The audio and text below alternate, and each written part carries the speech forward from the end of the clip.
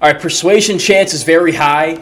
We're going to guarantee a national championship. I guarantee you right now, to you guys out there, we are winning the national championship next year. That is how confident I am in this team that we will get this done next season. So, Mike Butler, we're winning the title with you next year. What do you want to do?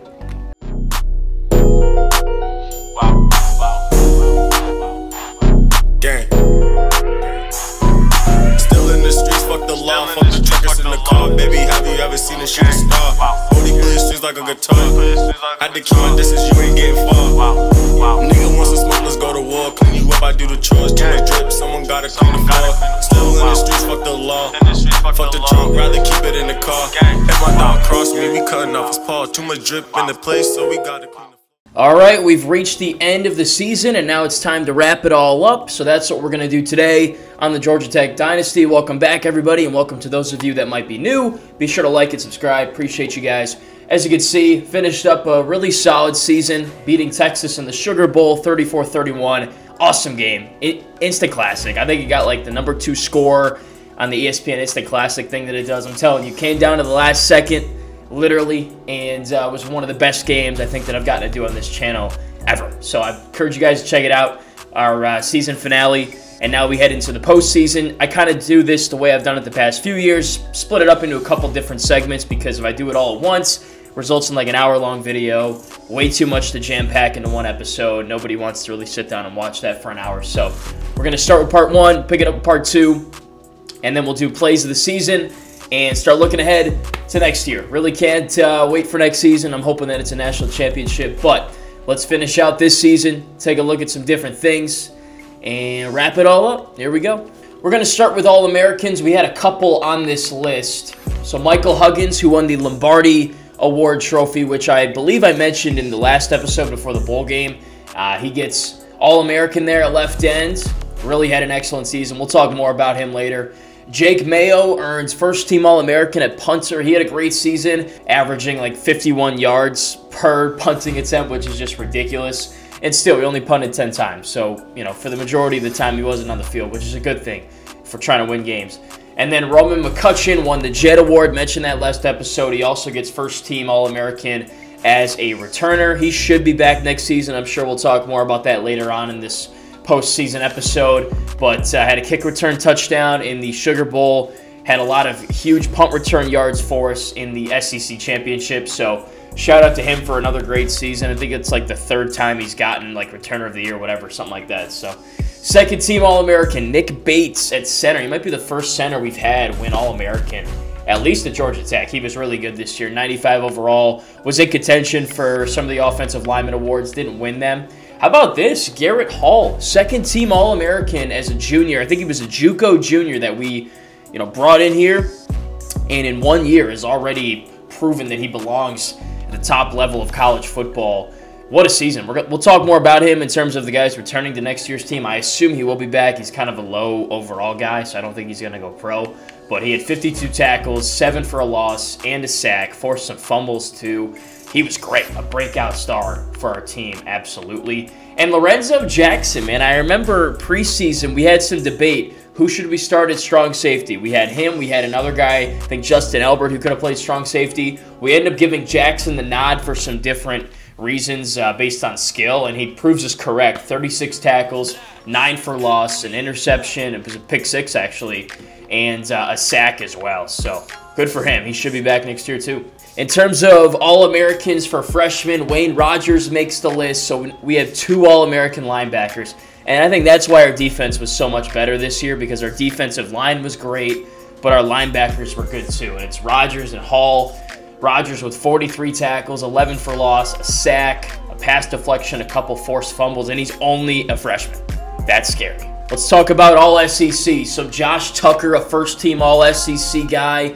Excellent season he had at running back. His first year getting to be the starter, first year playing at all, does excellent. So I'm just going to kind of gloss over these guys, and we'll talk more about the ones that are leaving the program, kind of their story, but just kind of mentioning them here. Michael Ryan, a sophomore, he's an absolute gargantuan of a human being. He's 6'7", 332, And our offensive line was excellent this year, and he was a big reason for that, as was Bates, who we already talked about. Look at this, 3 guys on the All-SEC first teamer for all offensive line. We were better in the trenches this year. Just speaks to it. Marshall, 86 overall, right guard. The interior was great. The guys on the outside were great. Same for the defense. Huggins. How about Cody Washington?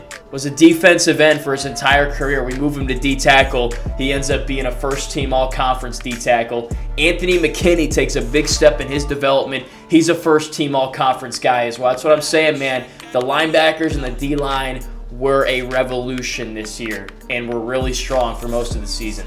Roman McCutcheon, we talked about him being a return guy. Well, he also gets first-team all-conference at corner, so he's really a guy that will affect the game in more ways than just catching the ball and taking it back for a touchdown. So that's awesome.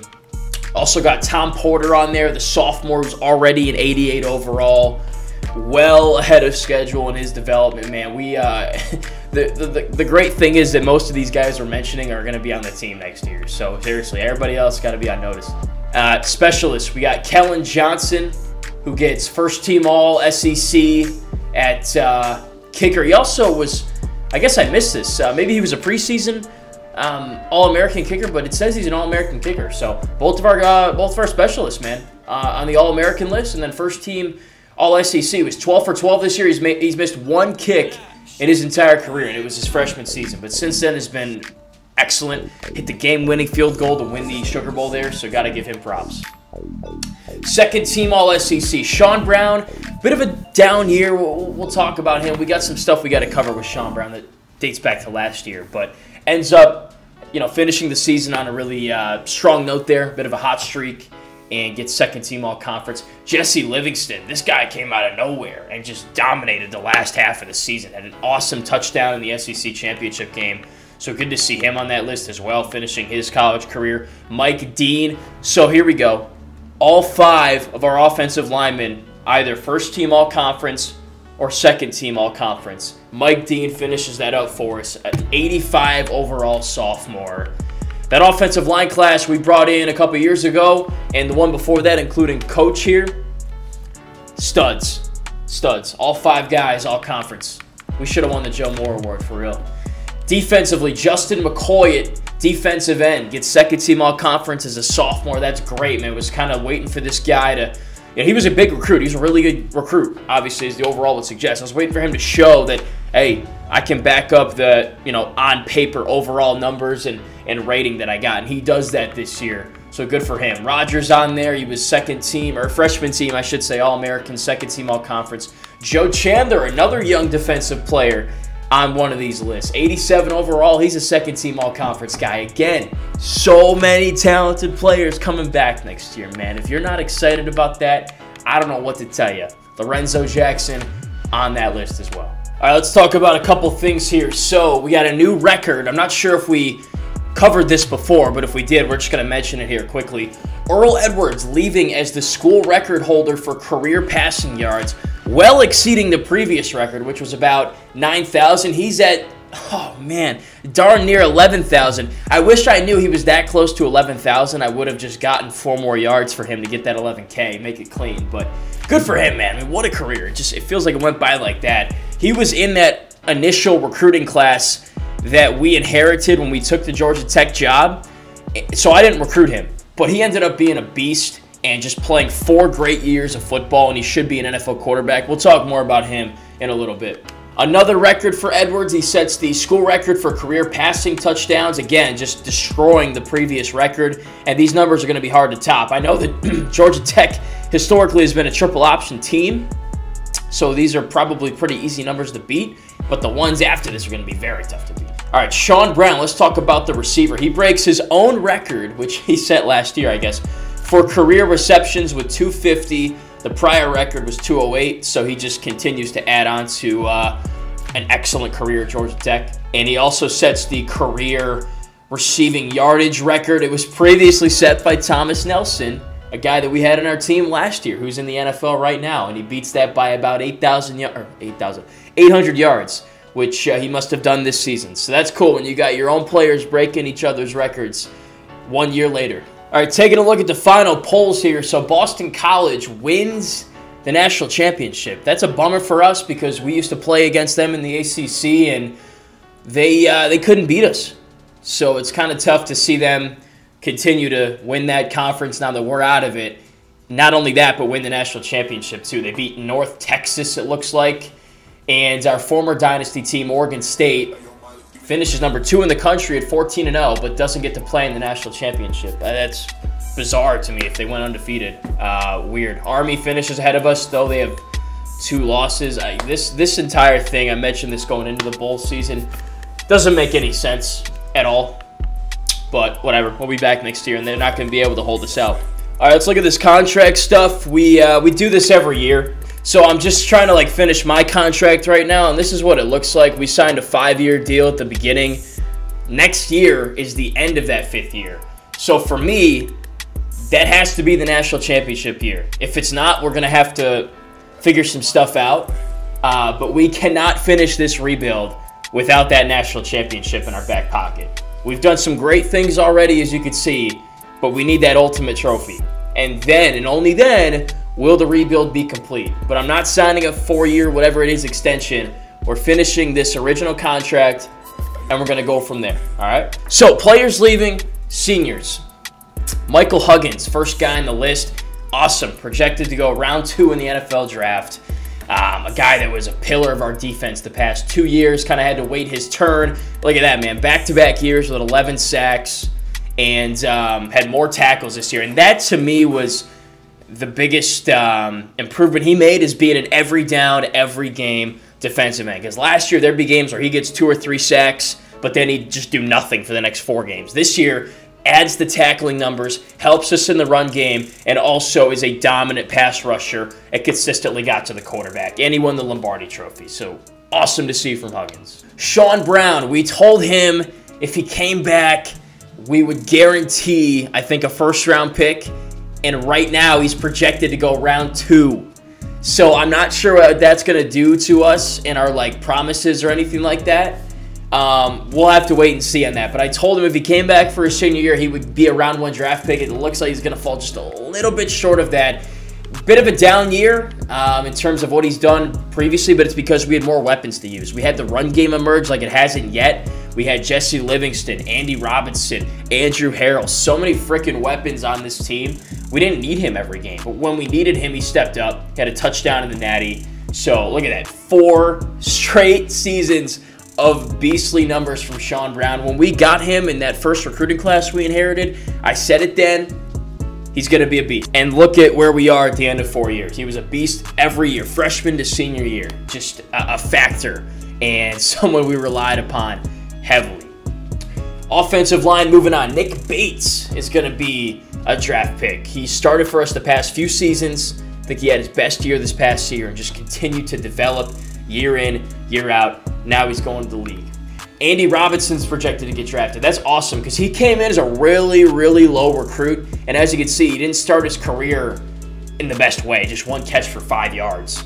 But goes better in his sophomore season. Has his best year as a junior. And pretty solid this past season. Again, just so many people to get the ball to this year. It was hard to keep him as factored into the offense as he used to be. But he's going to be really good in the NFL. And then Cody Washington, let's go, man. This is awesome. He's going pro. Why am I so happy about this? Because look at his numbers before this year. He didn't do anything, right? Because he was a defensive end, and he was 300 pounds. I don't know why I didn't make this switch earlier, but we moved him to D-tackle this offseason, and it paid dividends. He's a first-team all-conference player, or at least I forget if it was first or second, but he's an all-conference player and has 5 sacks, 21 tackles, 8 TFLs. Yeah, that's awesome. I love it when we notice things like that and it makes an actual difference for the team and the individual, and that's one of them right there. Justin Elbert, I believe, was a JUCO senior we got this year, and he was really solid for us, so we appreciate his contributions. 40 tackles, 2 sacks. Earl Edwards, how he is not a draft pick baffles me. He's a 99 overall player, set school records here.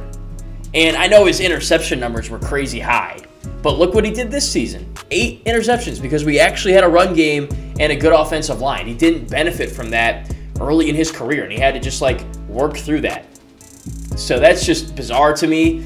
4,000-yard seasons in 2 years, 86 total touchdowns. Again, I know the pick numbers are high, but we really held those in check this year, and I'm very proud of that. All right, Jesse Livingston's not going to go pro. It's just because his overall number is too low, and he's a little bit short. But he had a great career. Even 4 seasons of solid production. This year was his best year, and that's what you like to see, guys going like this on their career arc. All right, moving along, we got Josh Tucker heading out. I don't know why he's not going pro. He had an awesome season. Look at his stats here. I tell you, this guy was on our team for every year before this season. Never touched the ball, never took a carry. He gets 1 year to start, and he is the best running back we've had in this dynasty yet, in my opinion. I know Chris Grant was really good too. He was in the Heisman discussion for a couple of years there, but he was better. Tucker just ran angry, got extra yards after contact, over 1,200 yards this season, 5 per carry, 100 per game almost, 19 touchdowns, 287 after first contact.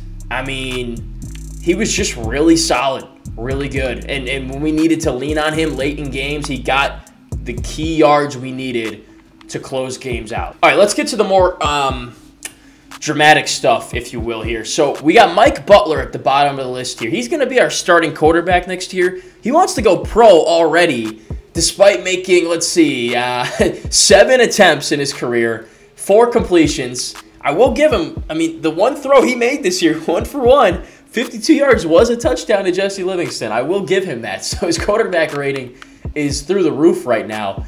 But come on, bro. You got to come on back. We're going to make you a first-round pick at quarterback if you do come back. He's going to be a stud. He's going to be our starter. We're going to tell him he needs that degree, something like that, because he's too good to see go, and he's got too much that he could do for us next year to just not take advantage of that. So, all right, Mike, you're coming on back, brother. All right, persuasion chance is very high. We're going to guarantee a national championship. I guarantee you right now, to you guys out there, we are winning the national championship next year. That is how confident I am in this team that we will get this done next season. So, Mike Butler, we're winning the title with you next year. What do you want to do? There we go. He's back. National championship run is still on with Mike Butler at the helm, driving this car all the way to the title game. Let's go. All right, then one other item we got here. Richard Tanner, a dude that we just brought in this past year, wants to transfer because of playing time.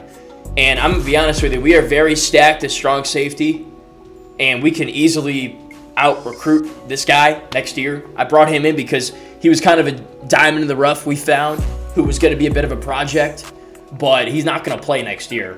If he does, it's going to be like not at all. So we'll take a stab at it and say he'll play in more than 3 games. He's probably just going to say no. Yeah, so he's gone. That's fine. I mean, if you don't, like, I found you, I discovered you, and if you don't want to, like, play for me and just be patient, like this new era of college football, then fine, go to Tennessee, go somewhere else. We'll just beat you in the SEC championship game when it matters. So, peace. All right, here are the draft results. So, Sean Brown goes as projected in the 2nd round. I'm not sure what that's going to do to our promises or, you know, whatever, because we told him he'd be a 1st-round pick. But he goes 2nd round, and that's not bad at all. Huggins goes 2nd round. Nick Bates goes 3rd. Andy Robinson goes in the 5th. And Cody Washington in the 7th. The team just kind of taking a flyer on him, knowing that he's a little bit raw at D-tackle. He only started for 1 year.